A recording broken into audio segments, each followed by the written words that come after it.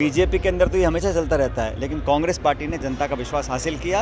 एक बार दोबारा हम लोग हासिल करेंगे। नहीं सर, जिस तरीके से दूसरे के शब्दों का यूज़ किया गया था उस टाइम, तो क्या भूल गए हैं क्या आगे बढ़ने की कोशिश कर? मैं समझा नहीं, दोबारा सवाल पूछो, क्या कहना चाह रहे इस हो? तरीके से शब्दों का यूज़ किया गया था, माननीय सदस्य गए थे, क्या भूल गए या भूल के आपने आज सुना नहीं मुख्यमंत्री ने क्या बोला?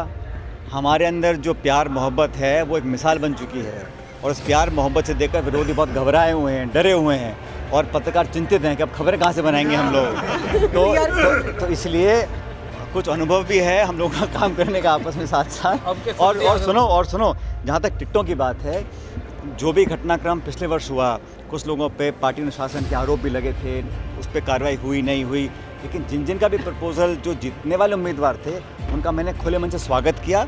चाहे वो सोनिया जी की अवमानना भी अगर किसी ने करी हो उस समय, तो फिर भी हमने लगा पार्टी हित में जो है जीताऊ हो। किसी एक भी कैंडिडेट को मैंने विरोध नहीं किया जो जीतने वाला उम्मीदवार। ये इससे बड़ा प्रमाण क्या हो सकता है आपसी प्यार मोहब्बत भाईचारे का, कि हम जो जीतने वाले उम्मीदवार हैं उसका हम सपोर्ट करें। पिछली बार आप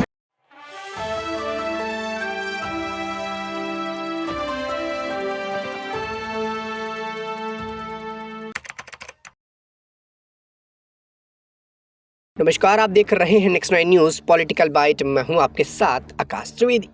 राजस्थान के मुख्यमंत्री ने कहा था कि उन्होंने सचिन पायलट के समर्थकों को टिकट देने का विरोध नहीं किया।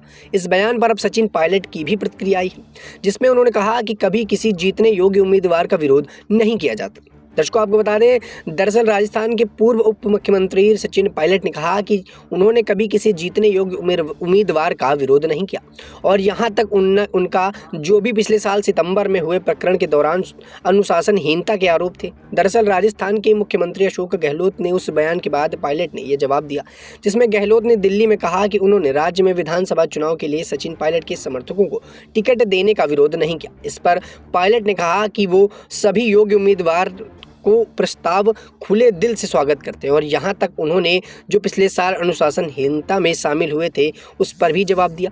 आपको बता दें, सचिन पायलट ने पिछले साल की घटना का जिक्र करते हुए दौसा के पत्रकार से कहा कि उन्होंने उस सभी के प्रस्ताव को खुले दिल से स्वागत किया है जो जीतने योग्य है, यहाँ तक उन लोगों को जिन्होंने सोनिया गांधी की बात नहीं मानी थी। कांग्रेस नेता शुक्रवार को पार्टी महासचिव प्रियंका गांधी वाड्रा के जनसभा की तैयारी की समीक्षा करने के लिए दौसा में थे। पायलट ने कहा कि सभी नेताओं ने पार्टी हित के सामूहिक निर्णय लेने का प्रयास किया। जल्द ही स्पष्ट हो जाएगा कि कौन सी सीट से चुनाव लड़ेगा। उन्होंने मुख्यमंत्री अशोक गहलोत ने उस बयान का जिक्र किया कि कांग्रेस में पार्टी नेताओं के बीच प्रेम है।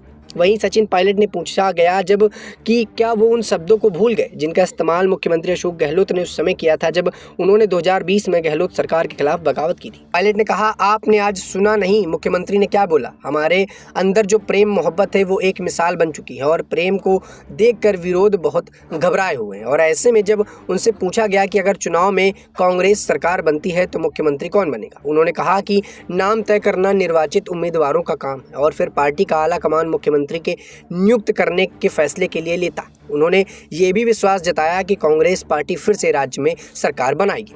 वहीं गौरतलब हो कि पिछले साल सितंबर में मुख्यमंत्री आवास पर बुलाई गई कांग्रेस विधायक दल की बैठक में अशोक गहलोत खेमे के विधायकों के शामिल नहीं होने के बाद संसदीय कार्य मंत्री शांति धारीवाल, तत्कालीन मुख्य सचेतक महेश जोशी और राजस्थान के पर्यटक विकास निगम के अध्यक्ष धर्मेंद्र राठौर अनुशासनहीनता के लिए पार्टी द्वारा नोटिस दिया गया था।